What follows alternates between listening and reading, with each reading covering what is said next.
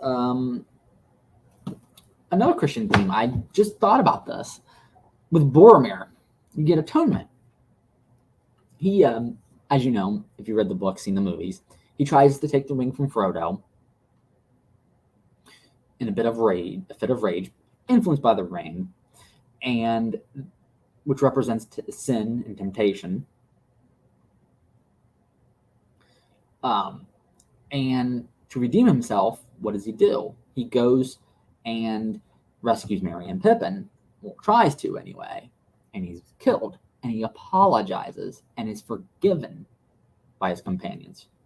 So there's the redemption theme right there. And I was looking at a Christian article earlier that said, "Oh, there were no Christian themes like that," and then Tolkien. And I don't think that mentioned Boromir. I'm like, you're missing kind of something really big there. People will do that. I don't know if any of you have ever heard or have read any of the Chick tracts. There was one that was saying that the works of Tolkien and Lewis and all these Dungeons and Dragons and stuff like that was satanic and you're evil for doing it and all this stupid stuff. You know, the whole satanic panic stuff, which no real loving actual Christian would give into that kind of stuff. I mean, it's stupid. I mean, really it is. And they forget these themes. I even heard on a Christian radio program once, years and years ago, where they were saying, Tolkien was actually an atheist until he met C.S. Lewis. And I'm like, you got that backwards. Any book, you even heard from Christopher Tolkien about that. And the stuff he's edited.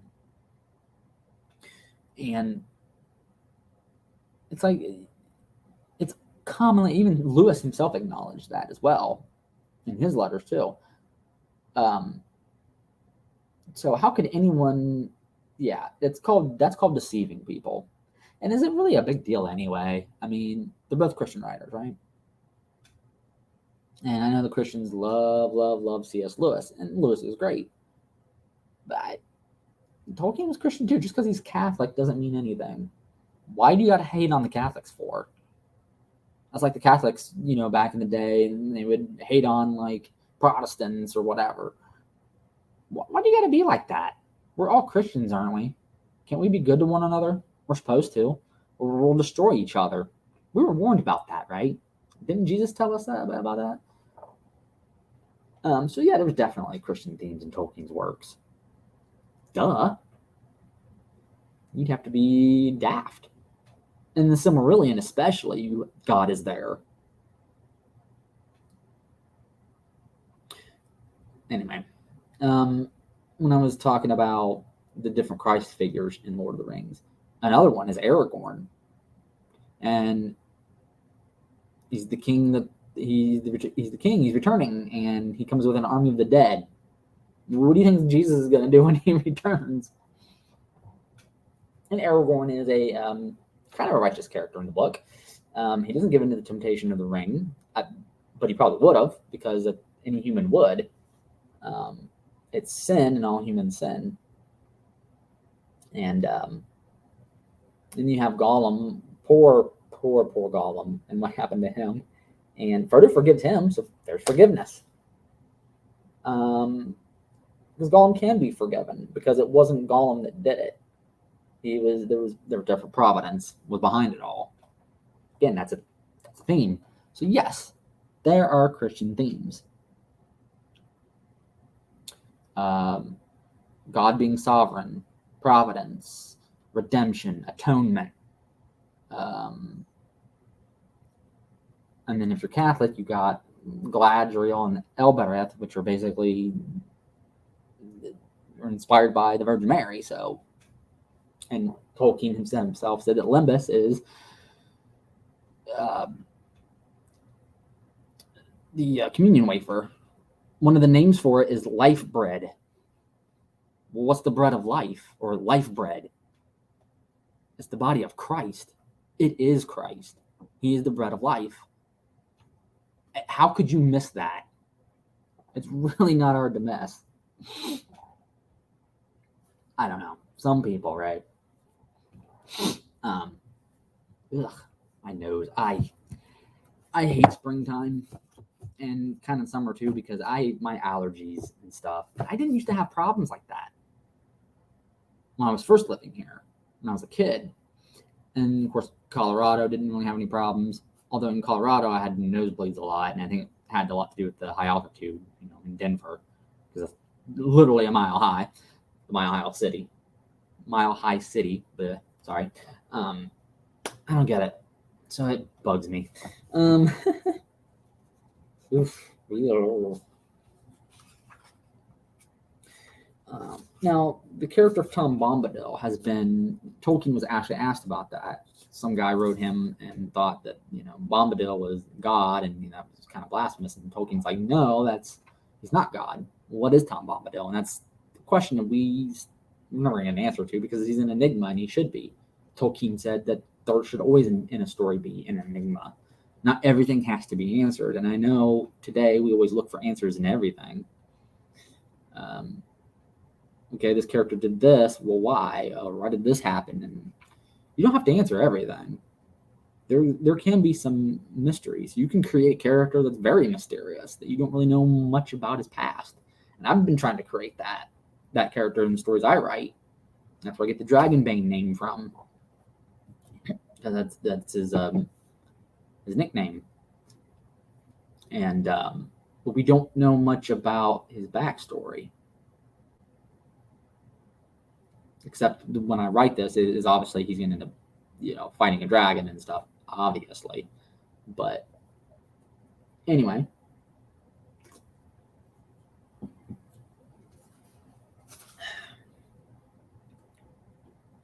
Death, of course, is the biggest theme. And that's something that all humans we have to deal with is death. We all die, right?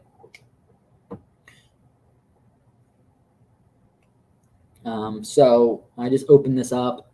I'm glad I got to this part in this book because it is talking about God and stuff like this. It was a draft letter to a Michael Straight.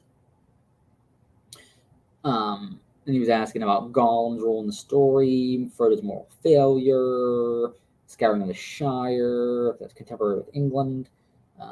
Why would the ring bearers go to the Grey Havens at the end? And Tolkien really gets into it here.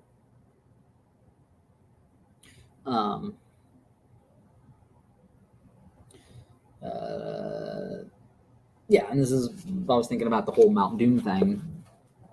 And so we'll read from Tolkien's own mouth. These are his own words. I will try and answer your specific questions. The final scene of the quest was so shaped simply because, having regard to the situation and to the characters of Frodo, Sam, and Gollum, those events seemed to me mechanically, morally, and psychologically credible. But of course, if you wish for more reflection, I should say that within the mode of the story, the catastrophe exemplifies an aspect of the familiar words. Forgive us our trespass as we forgive them that trespass against us. Lead us not into temptation, but deliver us from evil. And again, these are Tolkien's own words. And you should take him at his word.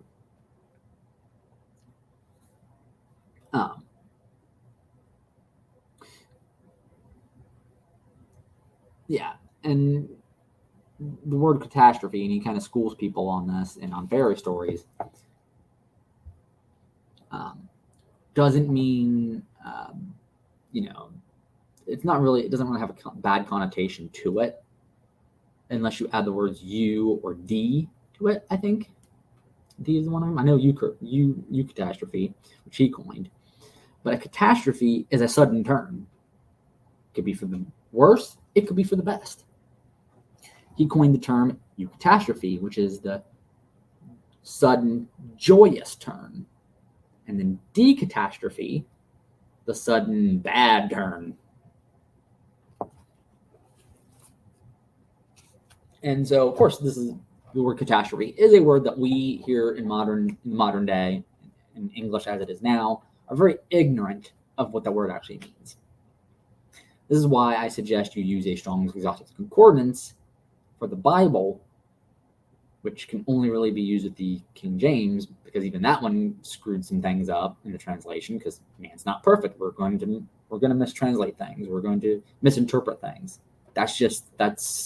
We're fallen. That's what we do, right?